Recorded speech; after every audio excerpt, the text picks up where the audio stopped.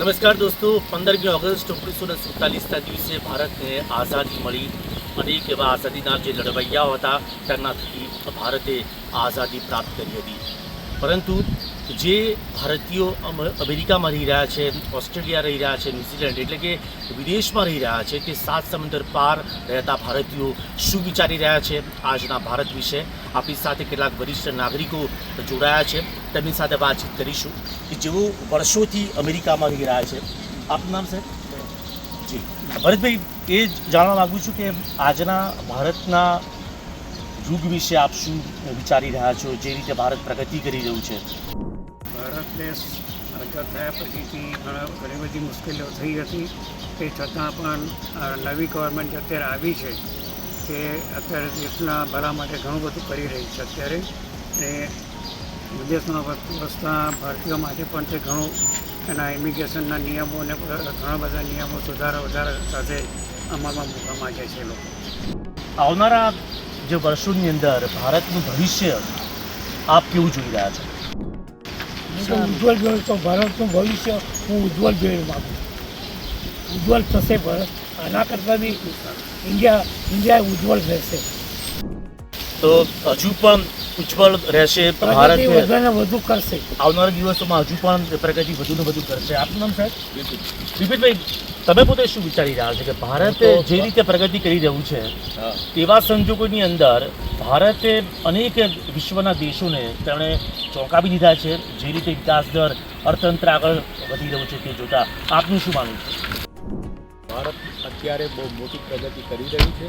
અને બીજું કે ભારત અમેરિકાના જે વસવાટ ઇન્ડિયનો છે એ પણ ભારત પાછા આવે એવું એ ભારતવાળા વિચારે છે. અત્યારે જે બેઠા છે એ સિંહ બેઠો છે, ભારતનો સિંહ બેઠો છે. સિંહ એટલે ટાઈગર. એ કોણ છે પણ? નરેન્દ્ર મોદી એટલે ટાઈગર છે. તમે કેટલા વર્ષોથી અમેરિકામાં રહી રહ્યા હું અત્યારે છો? અને તમે સાહેબ 10 વર્ષથી અહીંયા છો. તમે કેટલા વર્ષથી અહીંયા આગળ છો? 22 વર્ષથી. તો ભારત યાદ આવે? એમ થાય કે પાછા જતા રહેવું છે ભારત? જવાની ઈચ્છા થાય છે. દર વર્ષે અમે જઈએ છીએ ઇન્ડિયા માટે. તો પોતાના દેશ માટે છે દરેકને વતનમાં જવાનું મન થાય છે. આ કાકા બી છે. દર વર્ષે 2 મહિના, 1 મહિનો, 2 મહિના જઈએ છીએ. જી જી, આપણી સાથે વધુ એક વડીલ જોડાયા છે. તમારું શું નામ? રવીણભાઈ પટેલ. રમણભાઈ, તમે કેટલા વર્ષોથી અમેરિકામાં રહી રહ્યા છો? હું છેલ્લા 27 વર્ષથી અમેરિકામાં રહું છું. હા. અહીંનો સિટીઝન છું. પણ અત્યારે ભારતની પ્રગતિ, દુનિયાની ચોથી ઇકોનોમી ભારત બન્યો છે. એમાં નરેન્દ્ર મોદીનો મોટો સિંહ ફાળો છે. અને ભારતની જીડીપી પણ અમેરિકા કરતાં પણ વધારે છે. એ સ્થાન ઉપર ઇન્ડિયાને મૂક્યું છે. અને અમને એ બાબતનું બહુ ગર્વ છે.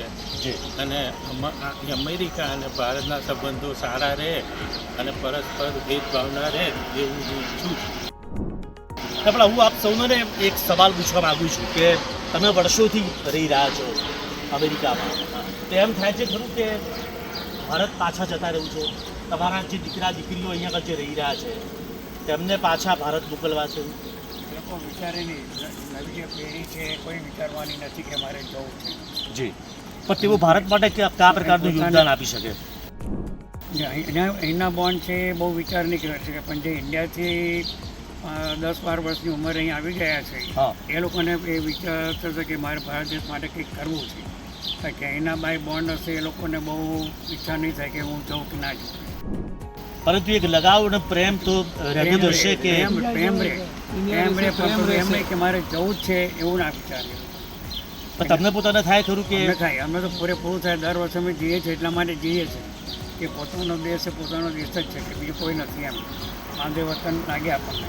જી, તમારું મંતવ્ય શું છે આખી આ સ્થિતિની અંદર? મારું મંતવ્ય કે મોદી સરકાર છે એ બહુ આપણા દેશની અંદર બહુ પ્રગતિ કરી રહી છે.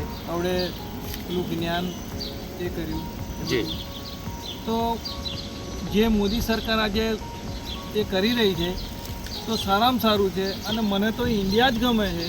ઓકે. પણ હવે વર્ષોથી હું અહીં રહેલો છું એટલે મારે રહેવું પડે.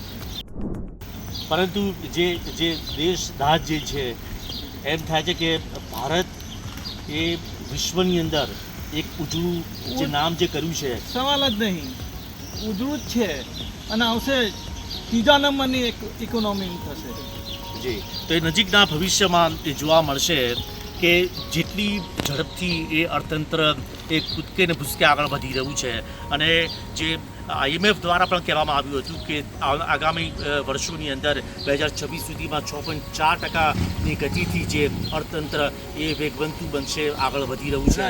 અને જે રીતે વિશ્વના દેશોને પોતાનું જે દમખમ બતાવ્યું છે, કારણ કે ભારતના 65% યુવાનો એવા છે કે જે કુલ વસ્તીના 65% યુવાનો છે અને એ જ યુવાનો એ ભારતને વધુ આગળ લઈ જશે.